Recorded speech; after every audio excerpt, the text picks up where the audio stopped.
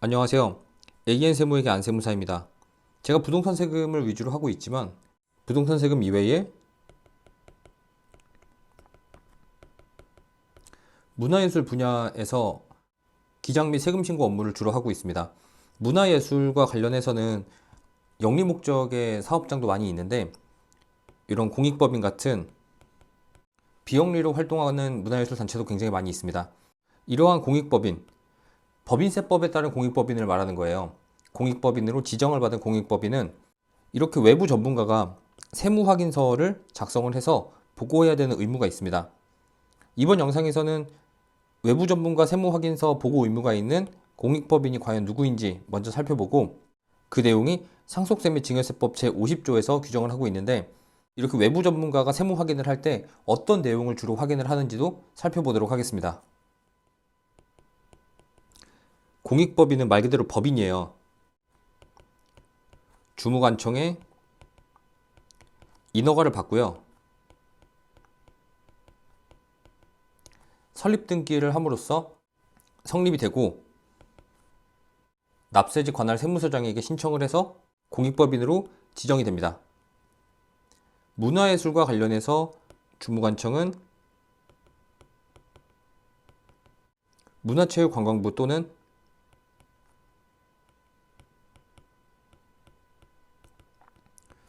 문화재청이 될 수 있겠죠. 여기에서 인허가증이 나오면 가지고 등기소에 가서 설립 등기를 하게 됩니다. 설립 등기를 하게 되면 권리 의무의 주체가 되는 거죠.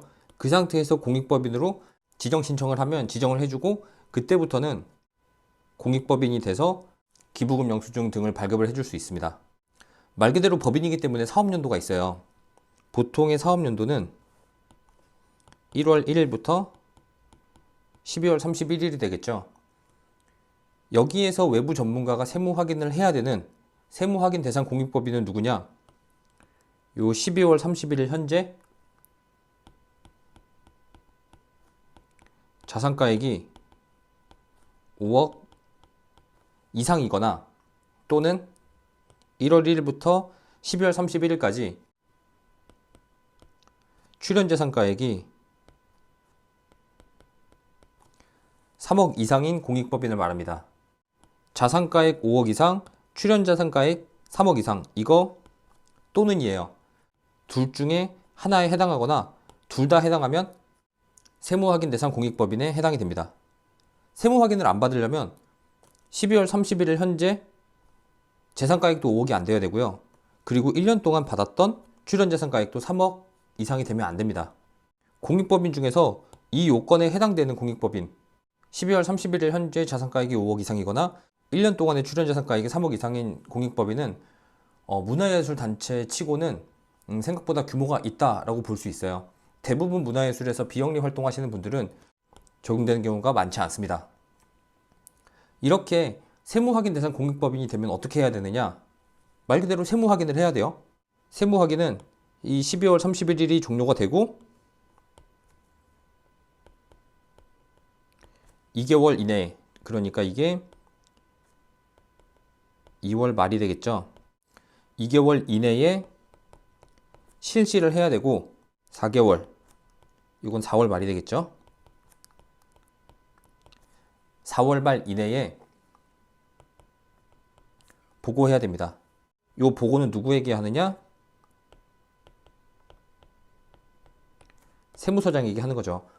만약에 이거에 해당되는 공익법인이 사업연도 종료일 이후 2개월 이내에 외부 전문가 세무 확인을 실시하지 않고 이 내용을 4개월 이내에 보고하지 않는다면 가산세가 100만 원 이상이 부과될 수 있습니다. 그렇다면 외부 전문가가 세무 확인을 한다고 하는데 어떤 것을 확인하는지, 어떤 내용을 주로 검토를 하는지 그 내용도 간단히 살펴볼게요.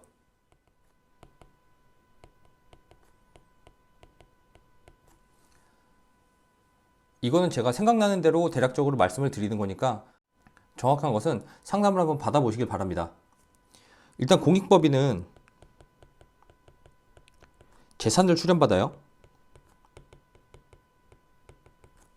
재산을 출연받는데 이 출연받은 재산을 반드시 일정 기간 내에 공익목적 사업에 사용을 해야 됩니다.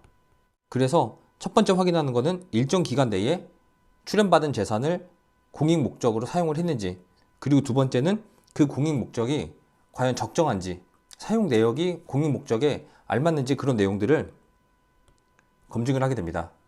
그리고 또 확인하는 내용에는 재산을 출연하는 거기 때문에 여기에서는 주식을 출연할 수도 있어요. 주식 같은 경우는 상속세 및 증여세 없이 이 공익법인으로 해당 주식을 출연한 회사에 경영권을 승계할 목적으로 공익법인의 주식을 출연하는 경우가 있는데, 그런 경우를 막기 위해서 일정 금액 이상의 주식을 보유할 수가 없거든요. 공익법인은 그러한 주식을 보유했는지 여부를 확인하게 됩니다. 그리고 마찬가지로 주식도 출연할 수 있지만 부동산 같은 재산을 출연할 수도 있어요. 요거는 부동산 자체는 물론 이제 부동산 부지를 공익 목적 사업에 사용을 할 수도 있지만, 부동산을 출연을 받으면 보통은 이거를 처분을 해서 현금화를 하고 그 현금을 가지고 공익 목적 사업에 사용을 하게 됩니다. 이것도 일정 규모 이상의 비율을 반드시 공익 목적에 사용을 해야 되기 때문에 그 부분도 검증을 하게 됩니다. 그리고 여기 있는 공익법인은 비영리 법인의 특성상 내가 공익 목적 활동을 하는 대상이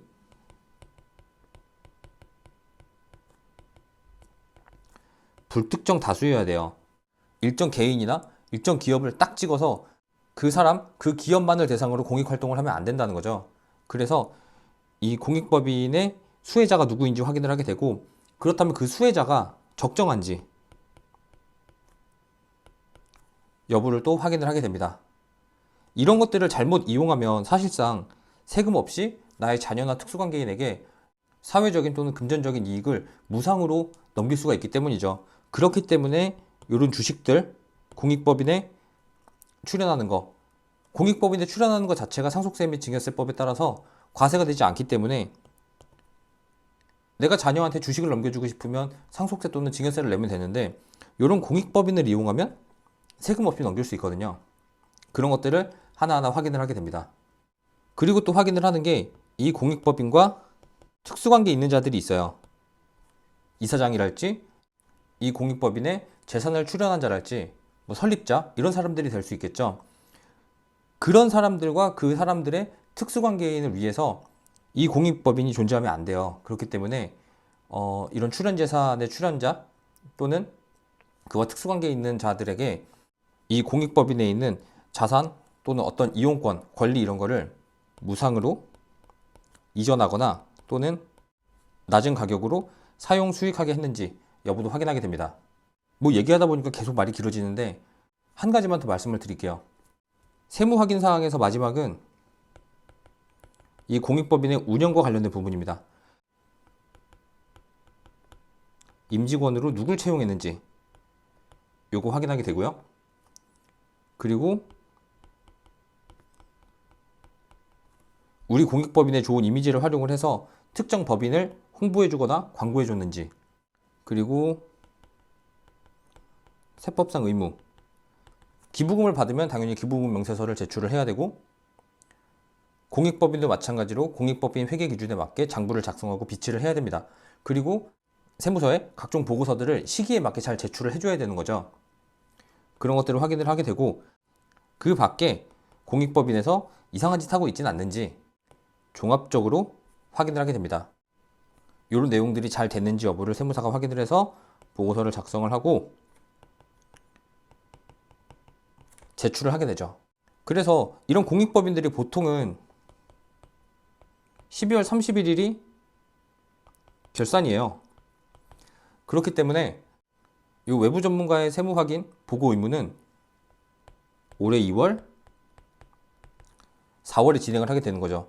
최종적으로는 이제 4월에 보고서를 제출을 하면서 마무리가 됩니다. 그래서 요건에 적용되는 공익법인 분들은 이 부분을 반드시 놓치지 말고 외부 전문가의 세무 확인을 꼭 받으시길 바랍니다. 이것과 관련해서는 영상 본문에 저희 사무소의 위치와 연락처가 있으니까 관련해서 궁금하신 부분들은 방문을 하시거나 상담을 요청하시면 될 것 같아요. 이번 영상은 여기까지 하도록 하겠습니다. 감사합니다.